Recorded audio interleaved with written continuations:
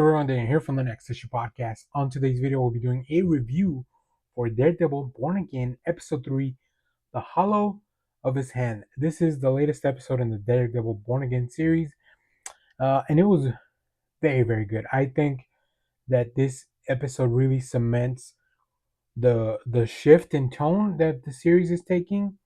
I feel like the first two episodes, they wanted to pivot away from some of the stuff that they were doing. We know that there was reshoots, and I really feel like this third one feels more like something that they didn't have to mess with a lot. This is kind of where the story's going. This really moves a lot of stuff forward, even though very little happens in the grand scheme of things. This is the episode that really focuses on the trial of Hector Ayala. We know him as the White Tiger. He's been revealed by a few people know him as the White Tiger, but he's on trial for the what happened with that police officer getting hit by the train. So um, tonally, it was very good. I am a big fan of law procedural, so like this also fit right up my alley. And I just really like how restrained the show is being about showing Daredevil back in the suit. I think it really emphasizes and makes feel it really highlights how important that choice is for Matt to not be in the suit.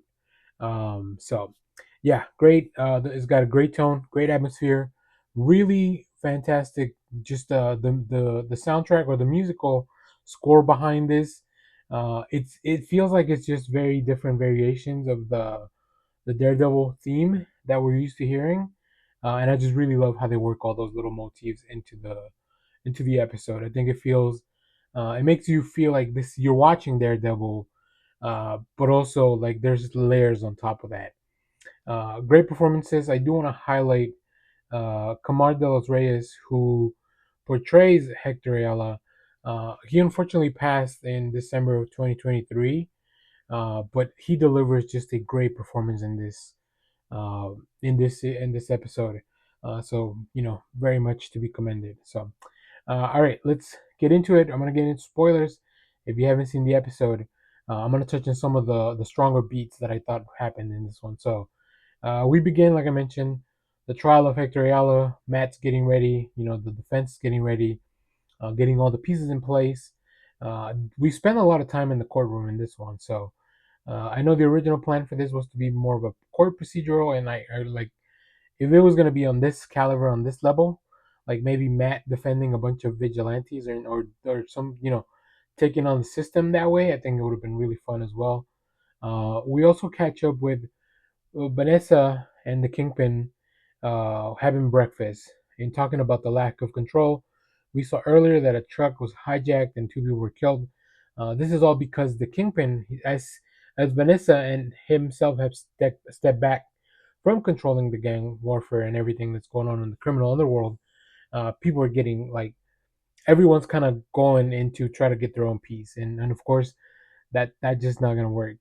Um, Matt brings in his star witness, who we saw him protecting in the last episode, Nikki Torres, but he ends up waffling on the stand. He doesn't tell the truth, or he doesn't testify, and Matt feels like this is a big blow to his defense because that would have contradicted everything that the police were saying in the trial. So Matt has to play the last card in his deck, and it is that the reveal of that Hector Ayala is the White Tiger, which causes a big scene for multiple reasons, right? Obviously, revealing the identity of a vigilante is a big deal, but also Matt had fought to suppress that information in the court when the police found that he was the White Tiger as well. So because it would be prejudicial. But in this case, Matt uses that to his advantage. We see that the Fisk do go on another therapy session, and I still don't know if Wilson Fisk he has to know that the doctor or that Matt is dating his therapist. Like there's just no way he doesn't know. Um, but we get back to the trial. We get a really powerful scene between Matt and Hector, where he talks about why he is the White Tiger, and I think this might be the initial push that Matt needs to kind of get back to being Daredevil and taking on that responsibility, taking on the mantle. Um, and then people come in and testify about White Tiger helping them out, including reading police reports of the White Tiger saving police officers. Like I said, just right before the verdict comes back, there's a great scene that just feels it's in the courtroom. Matt's by himself, and it's just like it's weird to see Matt and have a Daredevil show where there's so much light. It's just a really interesting atmosphere that is created in this episode. We come back with the verdict that Ayala is found not guilty, and of course, this pisses off Wilson Fisk because he's running on this. His whole agenda is no more vigilantes, right? That's kind of one of the big things that got him elected as mayor.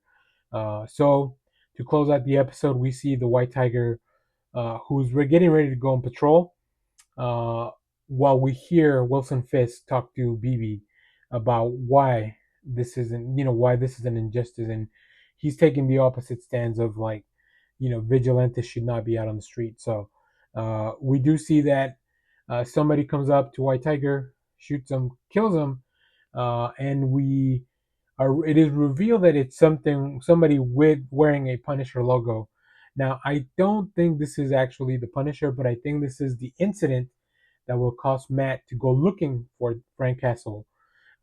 We know that some of the police have used the Punisher's ideology and even the imagery, and incorporated it into kind of like what they're doing. And then to close out the episode as the credits roll in, uh, during the earlier conversation, White Tiger had talked to Matt about in Puerto Rico there are these frogs, the coqui, who make a little noise, and that's kind of the sound of the island. And then we hear that sound once again at the end of the episode. Yeah, it was just really, really well put together. So I really enjoyed this one. I don't know if I think people that are looking for superhero stuff may not be as on board with it, but like I said, I'm a big fan of procedurals. Regardless, um, I think that everyone's just giving such a great performance. Charlie Cox specifically, like it is incredible to see him. As somebody who's not able to see, having to act and react in all those circumstances and all those situations where he has to behave like somebody who is unable to see, right? Like it really works. I don't know what exactly kind of who they had helping him with all that kind of stuff. But he's just kind of right back into it. He did such a great job in the Netflix series with that aspect of the character, and I think he's really nailing it here again. So, yeah, I really enjoyed this episode. Highly, highly recommend. If you're not on board yet, I think the show will take a little bit more of a turn. We'll definitely head back into the superhero world soon. But while we're taking this ride, I'm fully on board. So there you have it. If you've seen this episode, let me know what you thought about it down in the comments. As always, thank you for watching, everyone. Remember to share, like, subscribe, hit the bell so you know when we go live. That is most Saturdays, 10 a.m. Central Standard Time. And stay tuned. We have our comic reviews, trailer reactions, TV recaps, all that fun stuff here on the channel. Thanks for watching, everyone. Bye bye.